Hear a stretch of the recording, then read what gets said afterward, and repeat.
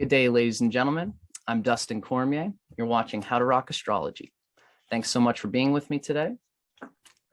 Today we have another episode with my distinguished guest, Ernst Wilhelm, a very important puzzle piece in the world of astrology on YouTube today. Thank you so much for being with me again today, Ernst. My pleasure. Good to see you. Okay, so today, my main discussion that I wanted to go through today, Ernst, I'm going to try to whittle it down to a pretty specific technical sort of video. I've wanted to ask you for a little while about the Lajitaadi Avastas. Now, this is the particular element of the Lajitaadi Avastas that I'd like to talk about. You have gone on, you've got articles that you can find for free as PDF on Google talking about the Lajitaadi Avastas. And there's one article on there that's really super concise. And you talk about the importance of the Lajitaadi Avastas.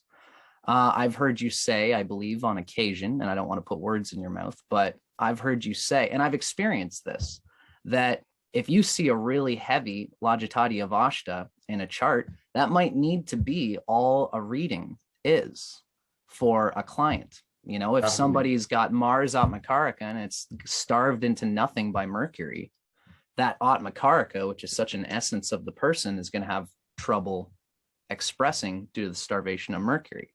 And what exactly it means to have Mars starved by Mercury is probably going to take up a huge part of the content of a reading if you see it and if it's important. And that's the context of what Mars is to that person is all to play a part in it. So we know that the Lajitaadi Avastas are very important. Now, I've been practicing with all of the techniques given in Asheville Vedic astrology. As I told you, I've just finished my 4 years and I'm finally done now. As I've been going and using the Lajitaadi Avastas with clients, how this actually happened is that Ryan wanted me to make 3 videos for our school. One of the videos I did was on the prosperity of the houses. That's chapter 11 of Parashara. And at least according to our S.R. Rakhnanath, I believe is his name. Yeah. I know there are different ways of putting out the chapters. Yeah. So what I started reading, what I kind of realized, and I made an inference here, which I'm wary to say, because, you and I were just talking about how in astrology, if you use your intuition on something important, you can get into trouble. Now, I read something in Parashara, and one of the things about Parashara is that there's many, many points in Parashara, and sometimes it can be hard to discern which are the points that came right from Parashara that you got to stick to, and which might be gesticulated from medieval writers who mistranslated the importance of this or that factor. It's hard to know what's most important in Parashara, if that makes sense to you. Mm-hmm. So my journey took me to chapter 45 by a certain author's derivation, where where Parashara talks about all of the Avastas. So there's a priority sequence in any Sanskrit writing where the stuff that comes first tends to be the most important. So chapter 8 talks about Rashi aspects. Chapter 11 talks about prosperity, and all of this important stuff happens. Yeah. And then chapter 45, it's pretty far down the line, is where they start talking about these Avastas. And in chapter 45, he mentions, if you don't mind, actually, Ernst, I hope you're okay. Just go ahead. Yeah. Cool. Thanks. Thank you so kindly. So I'm going to show a little. Can you see my screen here? Yeah. Okay. So this is borrowed. This is a slide borrowed from my presentation. We're looking at chapter 45. We're looking at the Avastas of the planets, and this is chapter 45 of Brihat Parashara. Again, as translated by a certain translator. And what we read is that the narrator asks Parashara, you've stated earlier that the Avastas are important in the context of planetary effects. So could you tell me more of the same? And then Parashara says to the narrator, there are various kinds. Out of these, I'll tell you first, the infant state, and etc. So this is the Lajitaadi Avastas. He gives this in chapter 45. And then what he says is that the results of the planet's effects are going to be fractioned based on these Lajitaadi Avastas. Now, so for example, if a planet is in Bala Avasta, that's 0 to 6 degrees of an odd sign, it's going to have a quarter of its strength, 1/4. If it's in Kumara Avasta, it's going to have half. If it's in Yuva Avasta, it's going to be of full strength. And then Vriddha is very little, negligible. And then Mrita is nil, which I'm kind of translating as 0. So on top of this, Parashara in chapter 45, right after, he also gives us another of a similar formula, except it's in 3 instead of 5. And this is, of course, the Lajitaadi Avastas. So we know that if a planet is in exaltation or its own sign, or Mula Trikona, I believe, it's considered to be Jagrat, and that's awake. I'm looking at the text and it doesn't specifically say Mula Trikona, so maybe I'll hold off on that. Thank you, Ernst. I appreciate your clarity there. So when a planet is Jagrat, by being exalted or in its own sign, then it's considered awake. And according to the text, it will have full effect if it's Jagrat. It'll have medium effect if it's Svapna, 50% as I define it. And then nil, which is 0, if it is Sushupti or sleeping, being debilitated or in an enemy's sign. Now Parashara actually goes on to give 9 other Avastas, and they're just their own sort. This includes Deepta Avasta, Swashta Avasta, Pramudita Avasta, and I'm assuming that these would also correlate in this way. Now I'm particularly stuck, I've been particularly interested in the Baladi and Jagradadi Avastas when I practice my astrology. And all of this is given in the chapter on Avastas. Then in chapter 11 is when he actually, in the same chapter, that's verse 11 of this same chapter, chapter 45, Parashara tells us about the actual Avastas. Now, my interest, Ernst, I've talked about these on my channel, and I have had people ask me the question, they're very nuts and bolts about it. Like, okay, this says this in the Avast in chapter 45 of Parashara.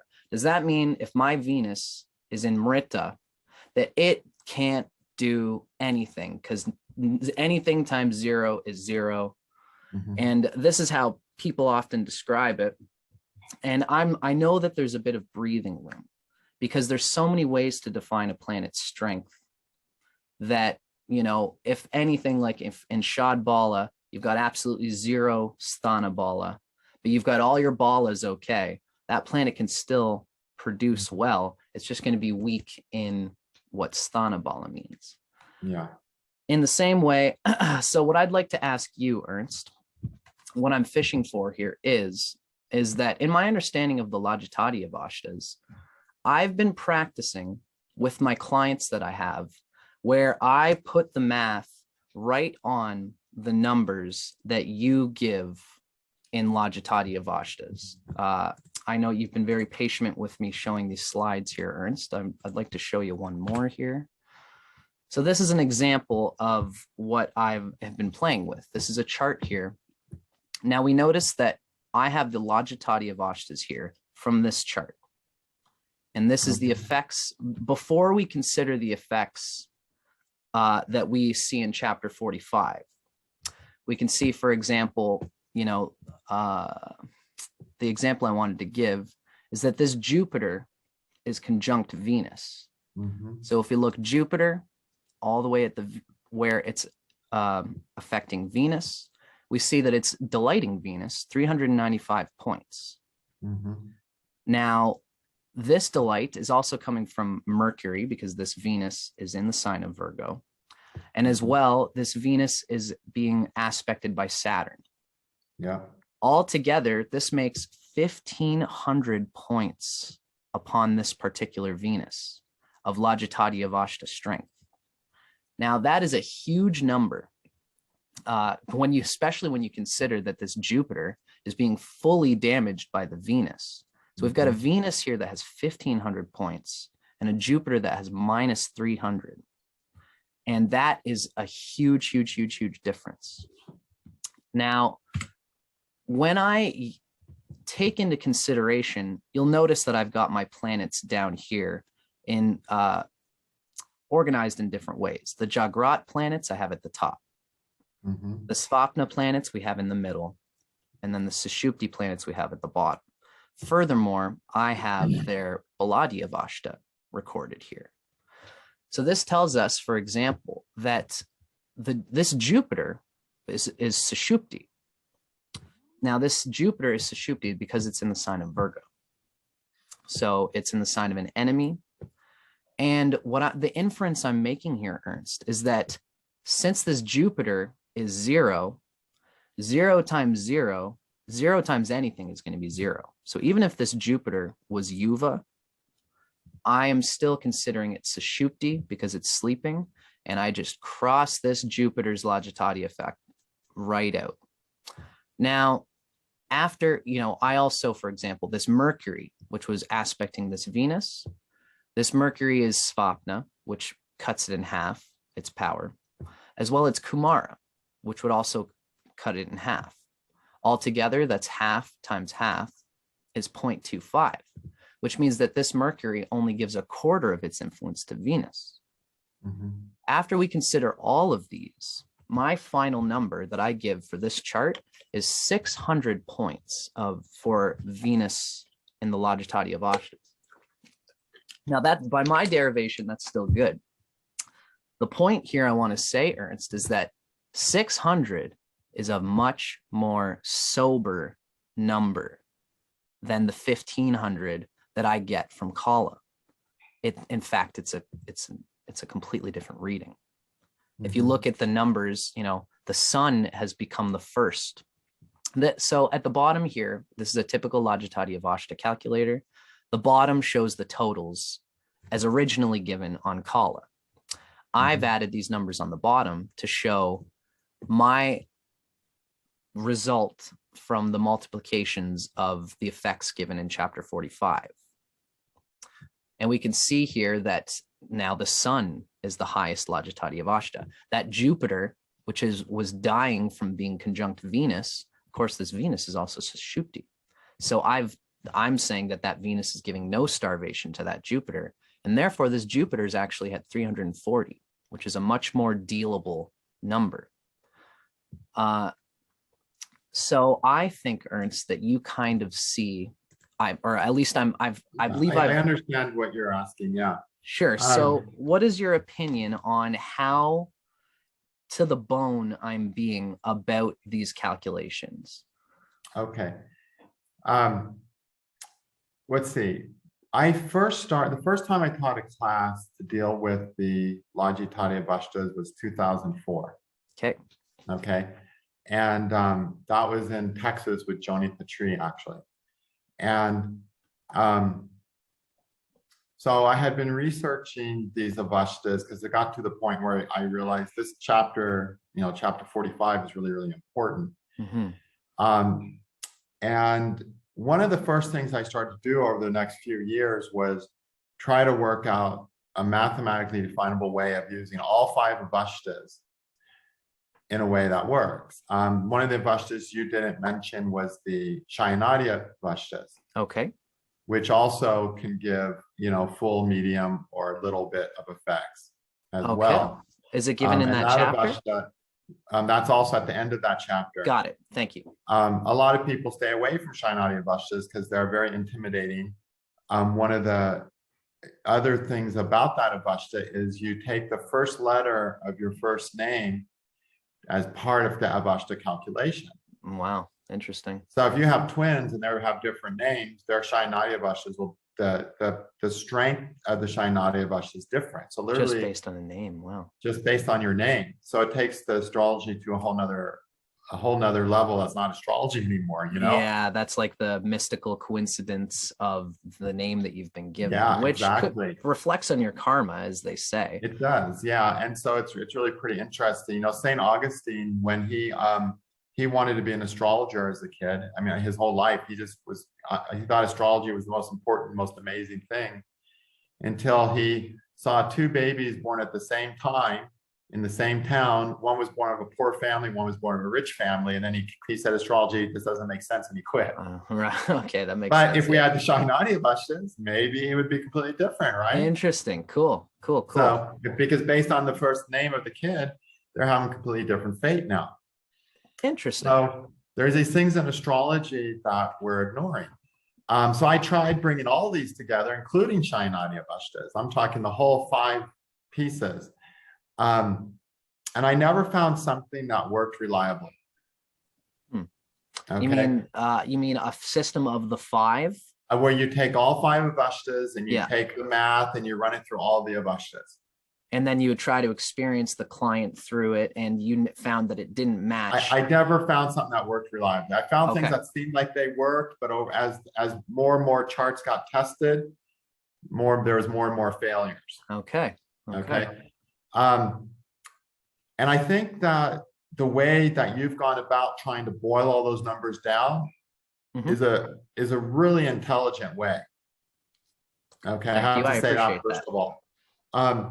But based on my experience of trying to do the same thing, I kind of got to the point where I don't necessarily feel that we're supposed to use all 5 Avastas at the same time on a planet. Okay, interesting. Okay, now my reasons for saying that, one reason is pain and suffering. Okay, you know, trial and error, basically. Okay. Of just not being able to get the results working good enough. Got it. Now, another reason is there's a chapter where earlier on where Prasha gives the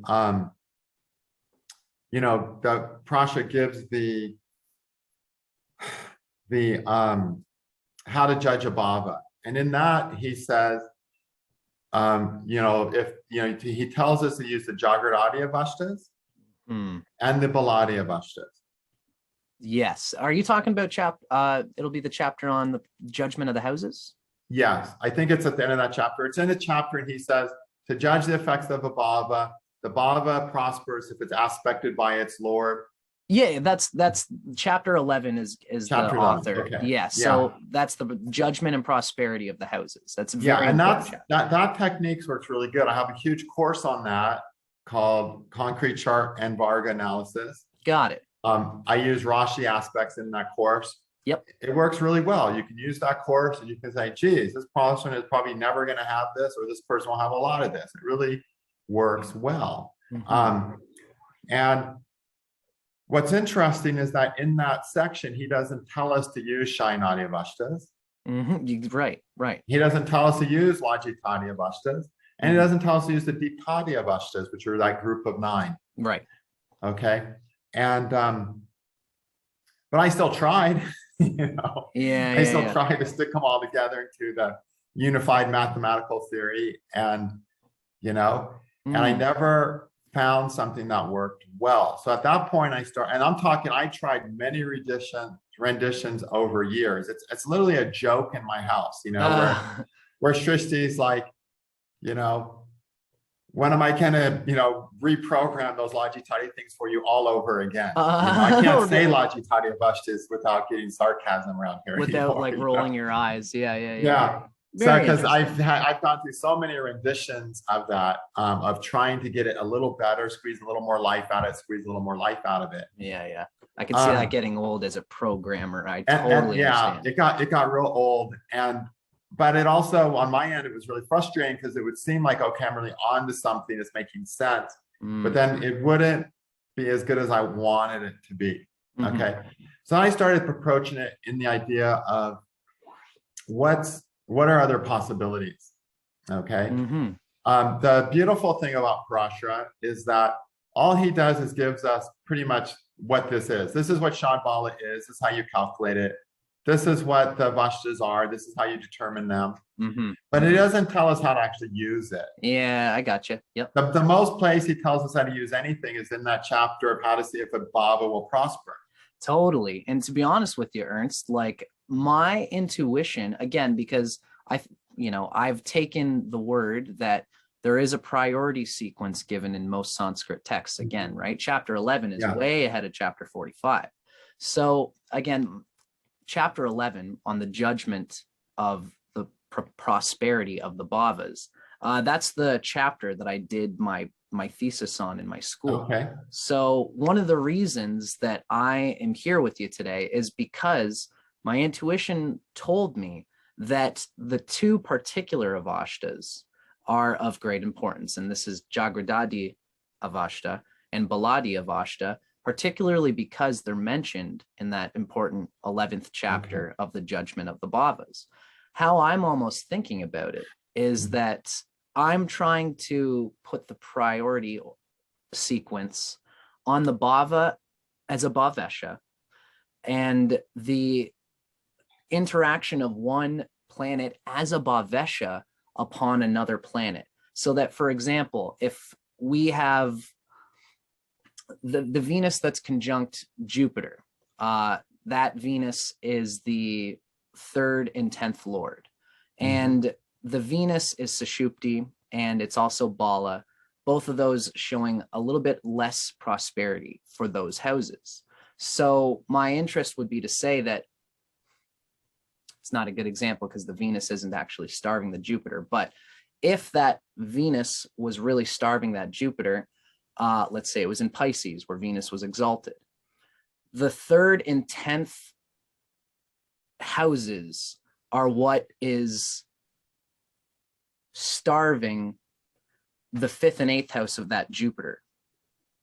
The bhavesha is starving the bhavas of the planet that it is affecting. Yeah. So there would be, in this case, it's a Leo rising. So for Leo rising, Venus rules the 3rd and the 10th house. Venus conjunct Jupiter, let's say in Pisces. It's the 3rd and the 10th house that would be having a louder activity in the life of the person, that the 3rd and 10th house would be louder and obstructing and starving the 5th and 8th house, which is ruled by Jupiter in a Leo rising chart. So one of the reasons that I boiled these down to the Baladi and the Lajitaadi is because they have such an important aspect on the bhava that the bhavesha owns. I understand what you're saying. So here's a couple things you probably haven't come across yet. Hit me with it, Ernst. Thank you. Right. What's really interesting is Parashara is the only text that gives all 5 avastas. Okay, most texts give the Lajitaadi Avastas. We see those more often in almost every text pretty much gives Lajitaadi Avastas. Really? And that was the 9. That was the 9. Though in some texts there'll be 11. You know, some texts will have slightly different variations of it. Yep. But that's the most common one you see. After that, you'll see the Lajitaadis and the Baladis. They're almost, if they're in a text, they're almost every time I remember seeing one, the other one's there as well, if my memory serves me right. Okay. I only can think of one other text that gives Lajitaadi Avastas, and that's let's say that's called Bhava Kutalaha. Okay. That's the only text I've seen that gives the Lajitaadi Avastas outside of the Parashara. And then the Shainadi Avastas is absent from most texts. This text has it. A couple other texts have it. So it's really interesting that we're not encountering all these avastas in the same text. Yeah, not universally. Yeah, they're not like, so it's like one text uses this, one text mentions these. Parashara is the only one that mentions all of them. The other thing is that Parashara Brihat Prashara, as we have it now, was recompiled in the 1800s. Right. Right. So the order of chapters, the things that are in there, they're all very, very questionable. Oh, well, great. So in much the for sense that of, whole idea. okay, so like that section on how to judge the prosperity of a bhava, Right. Right. where did that really come from? You know, It we just doesn't- know, Yeah. Yeah. all we know is somebody thought it was worth recording. Got it. Okay. So with okay. anything in Brihat Prashara, all we know for sure is somebody thought this was worth writing down. But was it really Prashara? We have no true way of knowing. Got it. And there's a commentator in the 11th century who, commentated on all the important Hindu astrology books. Varaha, he's the one who really made Varaha Mahira's books shine. And he said that he had heard of this Brihat Parashara, but he'd never seen it. He was the most well-read scholar in India 1,000 years ago, and he had never seen a copy himself. Wow. And that was So we know 1,000 years ago, this book was not even available. Yeah. Yeah. And luckily, a guy went around India, picked up pieces that he thought were spits and scraps. I know there's a lot of chapters in there that were never part of Parashara. Everything related to Jaimini and that is pretty much should be gone. Okay. Okay. So we have to, so we're really dealing with very fertile ground here. We have a lot of sorting and sifting to mine, and that's just part of the challenge we're faced with. I guess that's just where we're at in it's just where we're astrology at these in the thing, which is exciting because we get to build new foundations. I'm all for it. Yeah, totally. It'd be boring if it was all done. If it was all done, I wouldn't be dealing with this stuff. I'd be bored stiff. Yeah. I'd be doing something else. Well, it feels like we're on the forefront of, like it's like when you're doing yoga. When you first start, is in some ways it's the most fun because it's so easy to find spots that are very challenging and rewarding right away. After you've been doing yoga for 5 years, you've worked out all the stuff, and now it's harder to give yourself the same challenge because your body has become used to it. In the same way, in the world of astrology, we are new yogis on the mat, and there's a whole world of stuff that needs to get stretched out and worked out. 200 years down the road, people could just be working on the stuff that we are talking about, which is pretty cool. Yeah, exactly. So, okay, so the point I'm making is, sure, I just think it's important to know where all the Avastas are coming from, what other books have to say. Okay. So other astrologers throughout Indian history have used one, maybe two Avastas. Most just used one, the Deepthadis. Okay. Right. So what I think, so anyway, I've tried a lot of things. I've tried lots of ways to try to make the math work for all of them. I always ran into too many dead ends though. In terms of, it just wasn't adding up. The best results I've had, okay, are when I follow the rules in the the chapter 11, how to judge a prosperity or annihilation of a house. So use the Deepthadi, sorry, not the Deepthadi, Jagratadi and Baladi. Got it. Okay, but I don't use them simultaneously. Okay. I mean, if a planet has a good Jagratadi Avasta, he can give the effects of that bhava, even if he's sleeping. Right. That's okay. Cool. Or what? Even if he's Mrityu, even if he's dead, but he's in Jagrat, so he only needs to be able to give the house.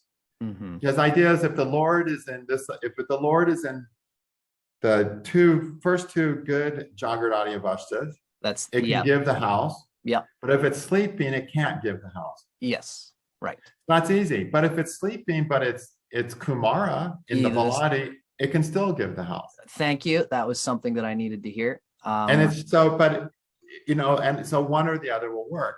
Because in practice, you're going to find a lot of charts where all the planets are Mrityu, dead. You'll see charts where every planet's dead. So if you start adding that zero into every calculation, every planet ends up with the flat zero, right? Yeah, and it's like I said, it's a much more sober reading. But they're alive and they have lives, They still, yes, totally. So it actually works better, I found, to use the Avastas separately. Interesting. So now, if I'm reading you correctly, do you want to continue with your thought there? Go ahead. Okay, thanks, Ernst. What I wanted to say is that, for me, I'm Venus Atmakaraka.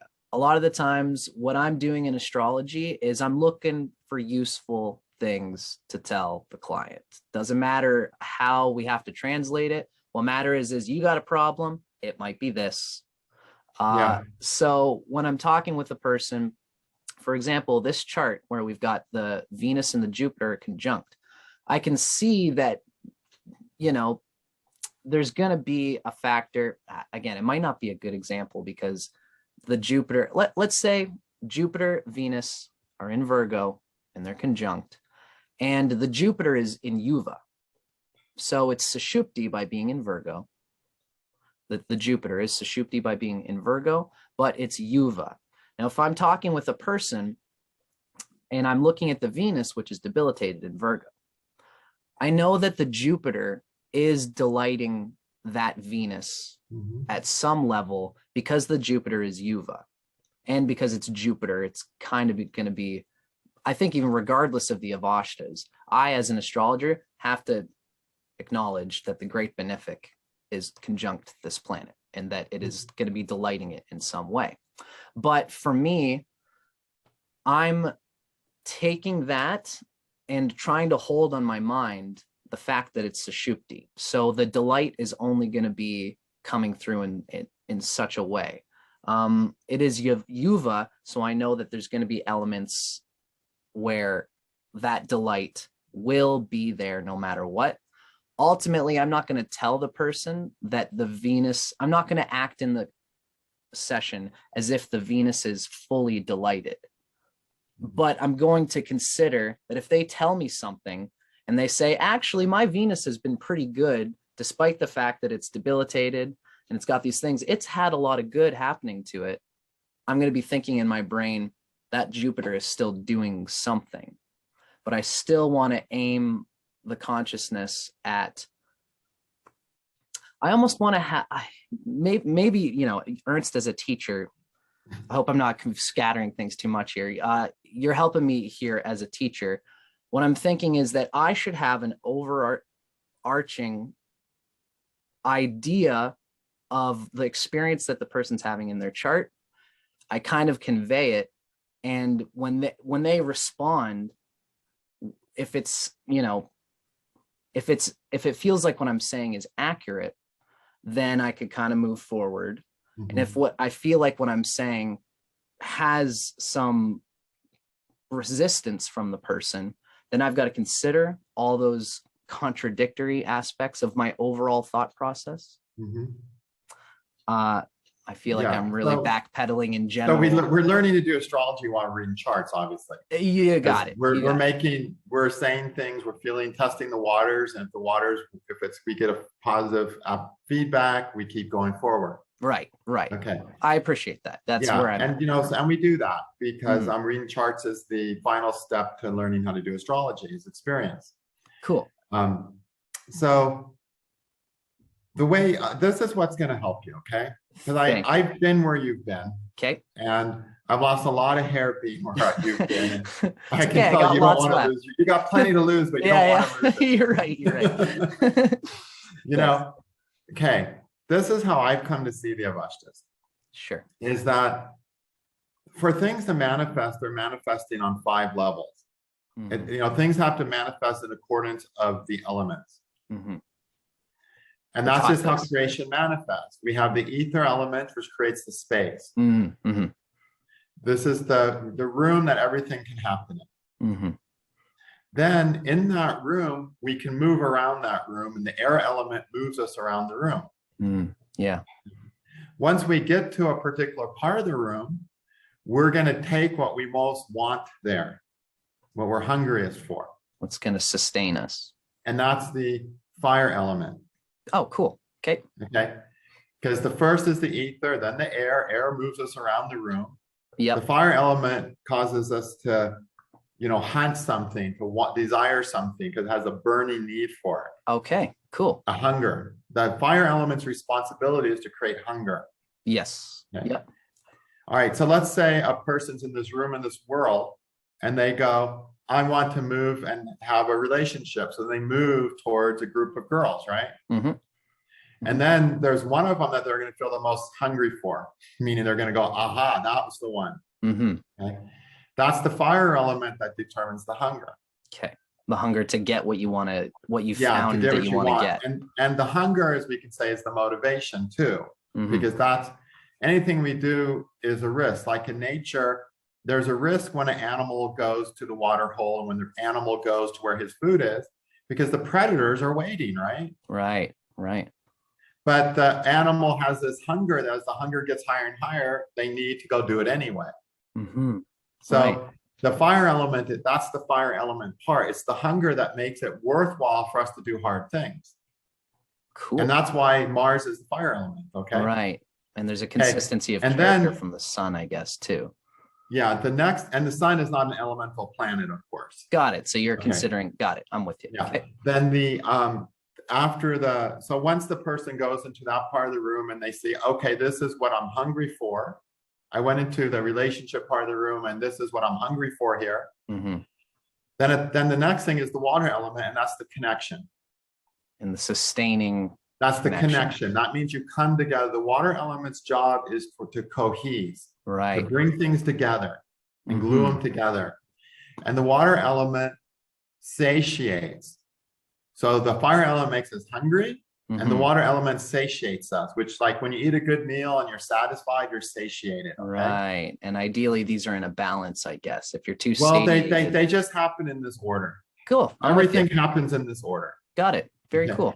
Then then the connection is what we're all seeking. We're all seeking the satiation, fulfilling our thirst, satisfying our hunger of the water element. That's what we all want. Yeah, security, trust that you have that thing. It's what nourishes us ultimately, what feeds us. Got it. And it helps. It's what overcomes the hunger. Right. Okay. And then that's what's important. Then the next thing is the earth element. And that's the actual details of the situation. Right. Okay. And that's not even important. It's relative. It's not that important. The most important thing is that we achieve the satiation, that we feel good. Right. What makes us feel good doesn't matter that much. Okay. So the 5 elements are producing every experience in our life. Got it. Okay. So for right now, the ether of you and me is that we're scholars and we're counselors. We just are. Yep. Okay. Now we're born in this world, and that comes from our sons, the essence of who we are. And in this world, we have certain options to be counselors and researchers. We could do cards, Western astrology, Vedic astrology, Persian astrology, Greek astrology, Uranian astrology, numerology. There's these options that exist in our world. That's the ether element. That's the space. Oh, okay.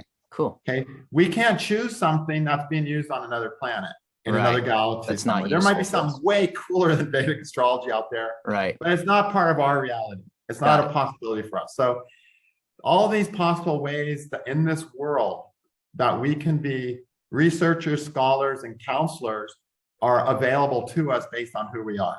But then we're going to be drawn to one of them for some reason.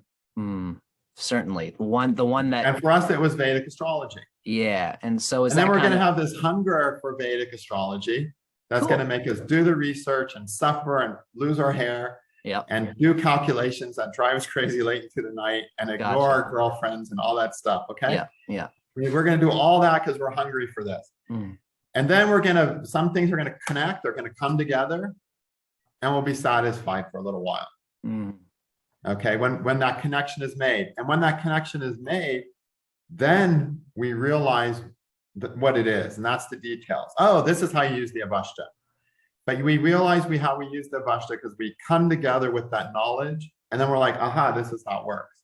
Okay. And this is what has proven sustainably to work and feel good. This is what works. Yeah. Got it. Cool. So the Avastas all work on each of the Avastas. What my current way of using the Avasta is, what I've come to believe is that every Avasta is working on the level of one of the elements. We have 5 Avastas for a reason.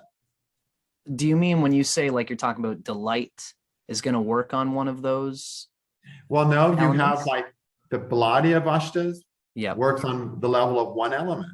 Oh, okay. Interesting. The Lajitaadi Avastas work on the level of another element. And you mentioned there's 5. There's 5 Avastas. There's 5 types of Avastas. And 5 they all groups. correlate. And Okay. each of those correlates to the planet operating on one level. Thanks, Ernst. I'm with you, pal. Okay, that helps So me a this lot. is the key that took me 15 years to figure out. Sweet. That is the groundbreaker. Okay. Yeah, I think I get why I'm going to lose a lot less hair over it now. Yeah, you're going to have better hair on my age than I am. Hopefully, anyway.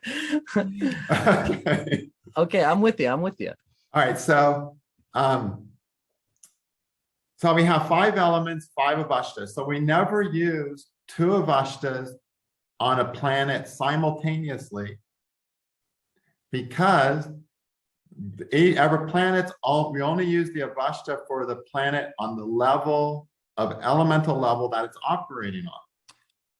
Wow, that's definitely changing my simple. It's simple. It's manageable. Simple, yeah. When you start trying to get all these calculations together, yeah, it doesn't work. It gets so complex. Even if it worked, you don't want to use it. Mm-hmm. And then I'm not going to ever find anyone to program it again. Right. You know? Well, That's I mean, a joke, you know? yeah, no, I'm with you. No, you don't want to program it. Yeah. It's too much bugs. And it does, I've tried it all. It simply doesn't really work to try to put them all together. So we can boil down the effects of a planet mathematically with the Avastas only on the level that it's operating on at that moment.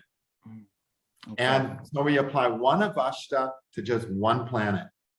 Right. At the one time. At one time. So now the thing is, what Avasta do we relate? What group of Avastas? What do we relate to what element? Now, I was going to ask for that key code if you have. Here's the thing: there's only one element. Like you said, you're Venus Atmakaraka, so you want to give somebody something useful. I get it. I'm Venus Atmakaraka too. Cool. Is that there's only one level that matters. Can you guess what level it is? Well, the fact you called us both Venus, like, it seems to me like you're kind of inferring that the earthly mixing ground for all the possible things is water, is Venus. Is that what you're saying? Or is it? Okay, well, not exactly. Well, okay, the thing with the elements, first of all, depending if the elements are creating the world or if the elements are maintaining the world, the planets have different elements attached to them. Okay, so in the context of creating something, Mercury is ether. Whoa. Okay, Saturn's earth on the other end. Yeah. Venus is air. Are you spinning the pentagram?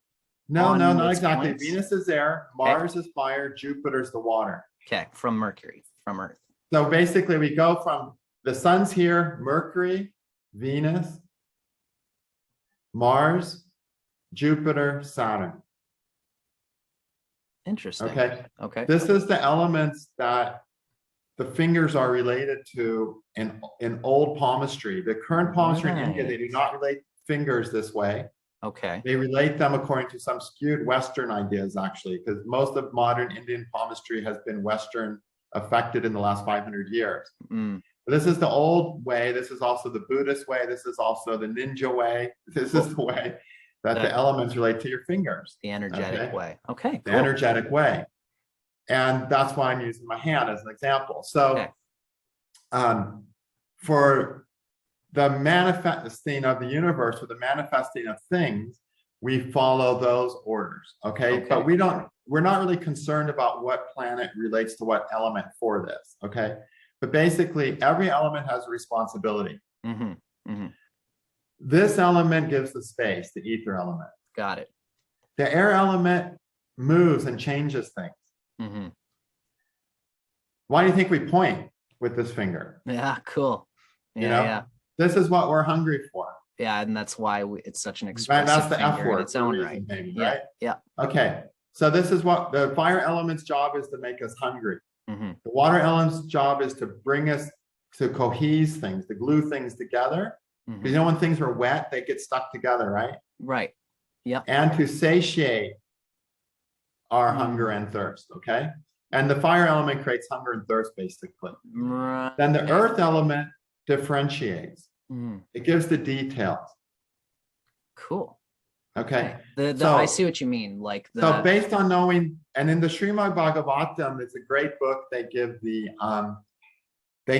responsibilities of the 5 elements. And I have a big course on the 5 elements where I talk about the both ways that the planets are related to the elements in the maintaining cycle and in the manifesting cycle. I read this in your Graha Sutras. No, that's that's just your standard maintaining cycle there. Okay. Check out the other course. It's much more complete sometimes. I will. Okay. So anyway, based on what I just told you about the 5 elements, ether element creates space. This air element changes and moves things. The fire element creates hunger. The water element satiates, and the earth element details things. What's the only Avasta we ever need to talk to anyone about? Is the ethers, if I'm reading you correctly now. That's the space. That's You're here. Space. You're here. Right? I can't send you to another planet. So we don't need to talk about that. Okay. All right. Very good. So the space is there. I've already ruled out water as not being the thing. So I'm wondering, I wish I wasn't just guessing on this, Ernst, but I'm kind of just playing with you here. I'm playing with you a little bit. Yeah. Good. Thank you. No, I appreciate it. I'm okay. So if I was to go down to let me think about it first. I know you mentioned that earth is going to be what it is. This leaves air and fire. I'm inclined to think that the hunger that you express with fire is limited to the opportunity that you have. And is that why? Are you thinking that the air element is the capital? The air is yes, air. Sweet. I'm glad I thought it through a bit instead of guessing. Okay. I'm sure if you had some time to think about it, you just heard about this part of the elements. It's really a shame to me that when we learn about the elements, the first thing we don't learn is what the elements are responsible for. Cool. They don't tell us that in any of the astrology books. I had to find it in the Srimad Bhagavatam. Okay. But cool. It's like when I realized, oh, these are what the elements are responsible for. That was like, wow, Gotcha. So the air element changes and moves things. Okay. So the only thing that matters between what we talk to a person are the changes they can make. Okay. Oh, cool. I got you. Right? That makes sense. Like I can predict you're going to have a brown dog, but whether I predict it or not, it's going to happen. Right. Right. So it makes no difference whether I say you're going to get a brown dog or not. It doesn't make it doesn't change anything. It has no value except making them be able to live in the future more happily than living in the future more miserably. And living in the future is not healthy, so it doesn't help anyone. Okay. Cool. Yeah, I got you. Yeah. All right. But where we can help people is where we can show them this is what you can change. Got it. Okay. So they're not going to be able to change if they're going to get a brown dog in the future, or if they're going to get married in 2 years. They can't change that. And I guess they can't change the fiery appetite that comes along, except through yoga and things like this. But that's in their own. But what they can change is how much fun they're going to have with that dog when it shows up. How healthy their relationship can be with that dog. How healthy their relationship can be when they get married. Right. Okay. Okay. So see, basically, the only element we can work on and do anything with is the air element. Cool. So let's say when we look at the avastas of the fire element, the earth element, and water element, let's say they're all shitty or all good or whatever. Right. It doesn't really matter that much because they're all under the air element. Okay. So if the person is screwing up the air element, then none of those things matter. Yeah. Yeah. So all those can be perfect. And those other ones will say, you're going to get the best partner on earth, or the best job on earth, or have the most money on earth. But if the air element is screwed up, they won't be able to enjoy any of that. And they'll still want to commit suicide after having all those best realities. I see that. Because then they're not going to have any actual transformational grasp on the karma that's being given to them, even if they're going to be rich and they're going to be a celebrity, going to have all It these has great nothing to do things. with happiness, right? What does that do? What does that tell them? Because they're going to experience that regardless. But us as astrologers are trying to give them the fulcrum, the connector point that can make all of that matter. Make it better. Yeah. And Right. that's the air element. Okay. So when it comes to looking at the Avastas, it's the same thing. We have these Avastas, 5 types. Yeah. There's only one we can change, the air element. Got it. So if we change the air element Avasta, everything gets better. Or when you say change, do you mean meaning we can work on that Avasta. We can change it. Our attitude and approach to we can change our behavior. Yes, I'm with you. Not our attitude, but our actual behavior. Okay. Thank you. Yeah. Because you can look at the air element as how we're moving or something, and where we're moving to. Okay. So if you're moving down the wrong road, and you've got mid-true planets, and you're moving down the wrong road, those mid-true planets obviously are going to cause you more problems on the wrong road than the right road, right? Right. So when you're going down the wrong road and a mid-true planet comes along, you end up having a fight with someone, killing them, and end up in jail forever. If you're moving down the right road of a mid-true planet, your rich uncle dies and leaves you $1 million so you can live your dreams and be the creative artist you were always meant to be. You see? Yeah. So it's like the air, and that's an extreme example, but literally this is what happens. So the Lajitaadi Avastas are the Avastas that relate to the air element. The Lajitaadis are. Oh, okay. Thank you. All right. I'm cluing that in. And that's why most of my courses in recent years have been on the Lajitaadi Avastas, because these are the critical thing that if we can improve our Lajitaadi Avastas, we'll get more out of all the other Avastas. See, the ether element, the space we're in, it's limited to the space. Got it. This is our reality. This is the world we live in, Okay, that's our space. Now, where are we going to go in that space? Are we going to go to the shittiest part or the best part, right? That's something we can arbitrate. That's the air element. If we go to the shitty possibility, because our air element is a bad Avasta, then of course we're going to suffer there no matter what, right? Certainly. Yeah. Where if you go to a great place, you're going to do great there, even if you have nothing. It's like, why do people want to come to America from these really difficult third world countries, right? Because they can live their quality of life as a poor person here will be better than their quality of life as a rich person in that country. Right. Cool. The opportunities there. Yeah. Yeah, because if even as a rich person in that country, you may get mugged. It's like there's places where there's bandits, where you drive through certain countries, you'll get robbed. You can't just jump on your bike or jump on your car and travel across the country, Of course, certainly. No, it's like, it's the same in our own lives. We have this whole world to explore, but our air element or Lajitaadi Avastas dictate and determine where do we go, where do we explore? Are we going to the bad neighborhood? Okay. The place where there's nothing fun, where there's only misery, or do we go to the place where there's opportunity to be ourselves and to thrive? And so by talking to people about their Lajitaadi Avastas, that will help them go towards where their life will be most fruitful. Okay, now when you say that, you're talking about if I'm trying to get this from a practical point now. So in the sense that, like, if a person has a whole bunch of stuff that is starved, that is going to indicate more difficult life situations. The one planet in a person's chart that happens to be delighted, conjunct Jupiter, or whatever it might be, when a planet has delight, we observe what we're given in our lives. No matter what is predicted from an astrologer, it would be good for our clients to know whatever's going on, use that delighted planet as your grace, as your opening to transform the potentials of everything else in the chart. Yeah, can't do it. Okay. In fact, you'll see charts where all the planets are delighted. Yep. And there's one bad Avasta planet. And that planet dominates their lives. Right. Okay. It actually, sometimes those are the worst people to spend time with.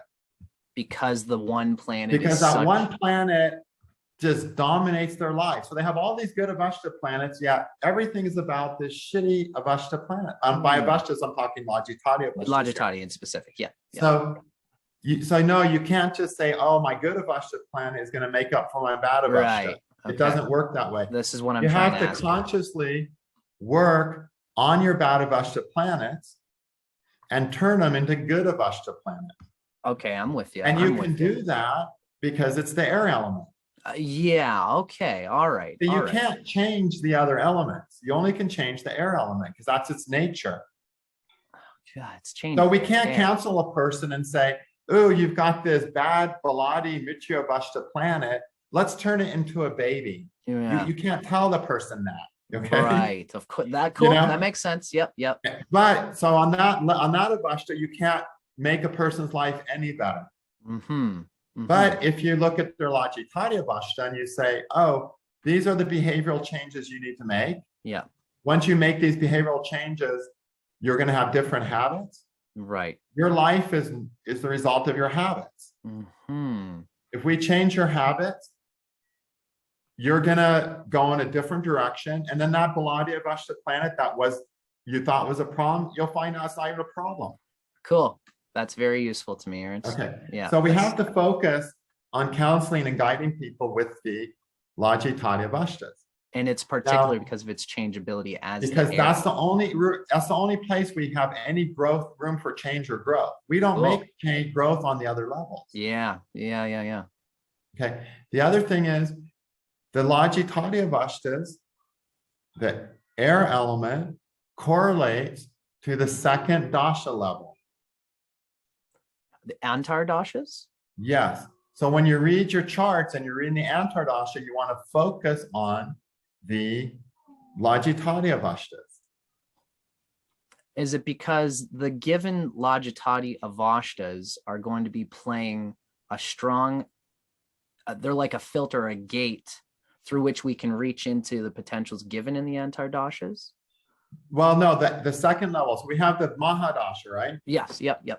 So the Mahadasha is the space, the ether, in which you get to play in that dasha. Cool, man. Got it? Yep. Why are there 5 dasha levels, right? Oh, wow, man. And why does the first and second really the main things that matter? Okay. Then the second level is, okay, you get to move around this space. Yeah, got it. And you're going to move around according to your Lajitaadi Avastas. Wow. See, actually, everything we do is because of hypnosis. Everything we do is because we're following things that came into our consciousness. Okay. That makes sense. And we don't even realize how we're hypnotized. So if you have a person who's got like a starved planet, they're literally hypnotized to go to where they will experience negative effects. They're kind of bound to in karma, but that's, yeah, I'm with you. You can call it karma, whatever. They're going to just go, yes, this is where I'm going to move to. Got it. I'm going to move this way. I'm going to choose another relationship that's frustrating. Because I find that that's a common thing when I'm myself, but also with my clients. There are certain parameters that my insight, they think they can work within. It's like, okay, I've got my home, I've got my mother, and I've got my relationship. How can I be fixed within these fixed things? And I'm trying to get them to possibly move those things, but I find that it can't. There's certain things in the person's life that they can't. But what they have to move is just their behavior. Right. Because see, behavior, hypnotism, habits are all the same thing. Got it. We're creatures that behave habitually. The more we do something, the easier it is to do it. Okay. The more we get suggestions to do something, the more likely we are to do it. Why do you think advertising works? Yeah. It's hypnotism. Yeah. The military advertisements that they did in the 80s were done by an Ericksonian practitioner. The military is like, gosh, we're not getting enough signups. Right. They hired this Ericksonian neurolingual program. They said, we want you on our ad campaign. Right. And they started these new series of ads, and boom, all of a sudden, all these boys are signing up for the military tour. They're like, we have too many people applying now. We have to be more discriminative in who we take. Got it. So why does advertising work? Because it hypnotizes us. We see it over and over again. We experience it over again. Growing up as kids, we get over and over again same impressions from our parents. Right. It's like, and then we really start following these behaviors because of these impressions. Okay. And of course, the deeper the impression goes, the deeper the effect. That's why the effects of our parents are so deep, because those are really intense, impressions compared to, a commercial. Okay. Right. Yeah, for sure. Yeah. You have to see the commercial 100 times and then you buy kind, right? Yeah. Okay. So we need to understand that we're habitually behaving in ways that are causing us to have the experiences we're having. Right. And those experiences will be delightful, starved, producing shame, whatever, according to the Lajitaadi Avastas. Okay. So if we understand the Lajitaadi Avastas and we understand the possibilities, okay, so Venus, it can be delighted by this planet, ashamed by this planet, and so on. That lets us know what a good Venus is and a bad Venus is. Okay. A bad Venus is not a Venus that's in Mitra Avasta. A bad Venus is a Venus that's starved or ashamed or agitated, according to Lajitaadi Avastas. Right. And if it's in the program and we can of change that. Yeah. We can say, okay, let's take this Venus and use it. Let's get in the habit of using it like a good Avasta Venus. Okay. And that is so what literally all we have on. to do is by understanding our bad behaviors, we can start applying good behaviors. And the Lajitaadi Avastas is the whole science of human behavior that works and human behavior that causes pain. Certainly. Yeah, that makes sense. And so then we don't need to talk to anyone about their planets in any other way except Lajitaadi Avastas. Now, when it comes to making predictions, then let's bring in the other Avastas. Okay. Because that makes sense to me, Ernst, because I mentioned to you that I'm a Venus guy, and predictions are not, predictions are useful coming from the place that we're talking about, which is the central heart space. What are the samskaras that are blocking you from realization of all the opportunities that you have right now? Exactly. Because if they're blocking you now, they're going to block you when this prediction happens of this sort. So as astrologers, what our main focus really ought to be, if I'm understanding you correctly, is how can we tap into the neural network of behaviors that are either obstructing or delighting the person's experience. And the key to that is the Lajitaadi Avastas.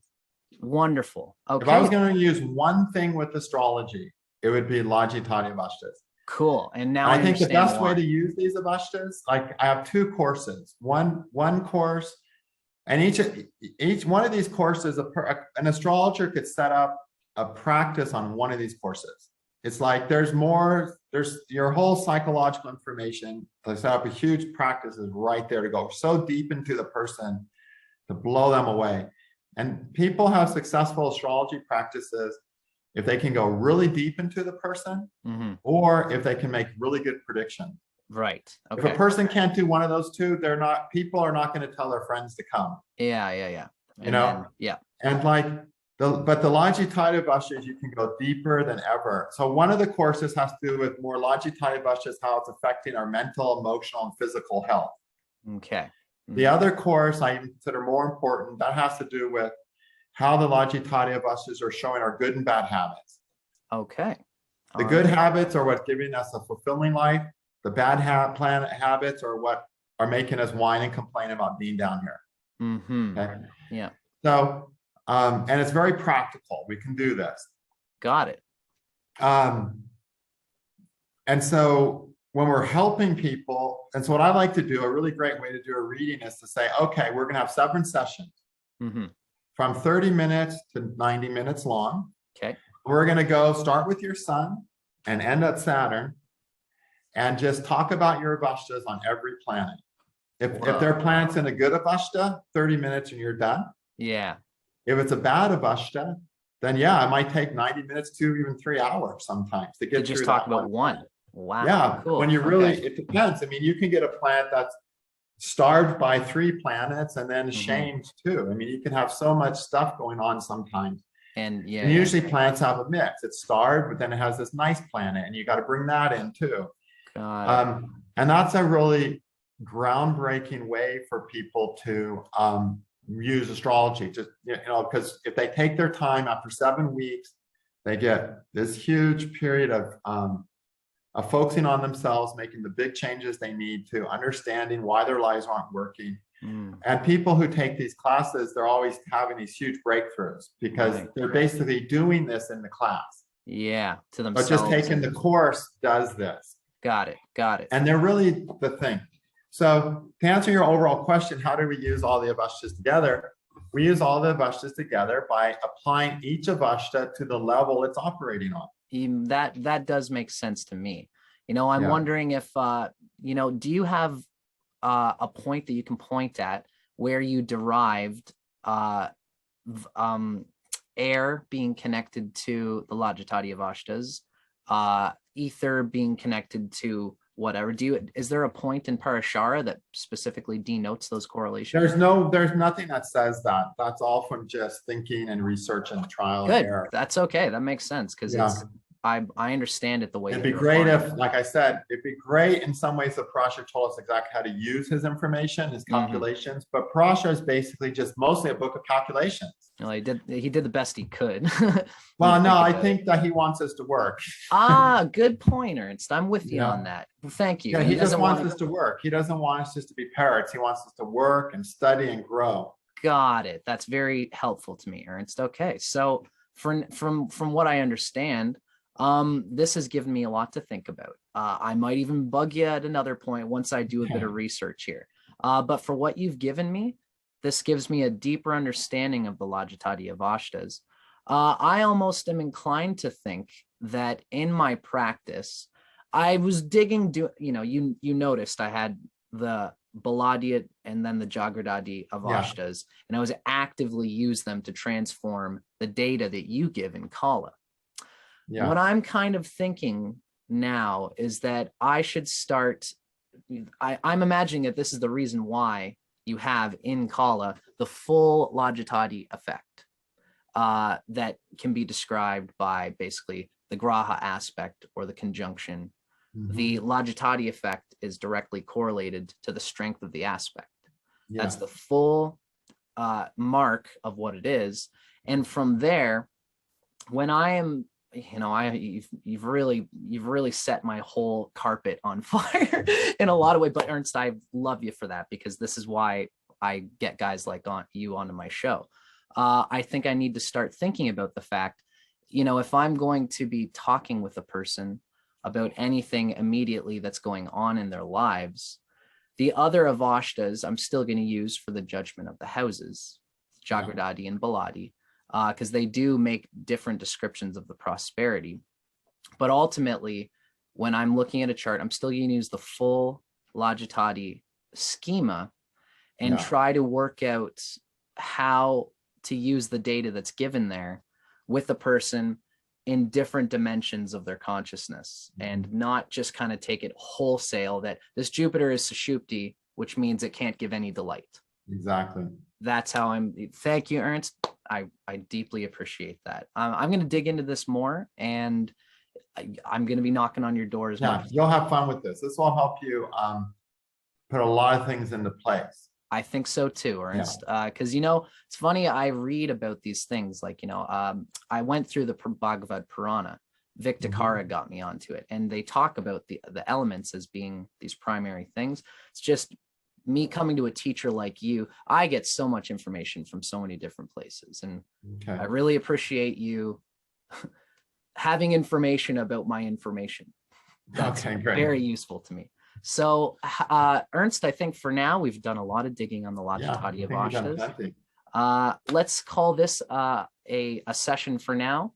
And if you want to hang out for me for just a moment, I'll say another goodbye to you. But for everybody watching, we've been blessed to have the patriarch come through the channel. I'm very happy to have you here, Ernst. Thanks for taking the time. Good to meet you. Bye-bye.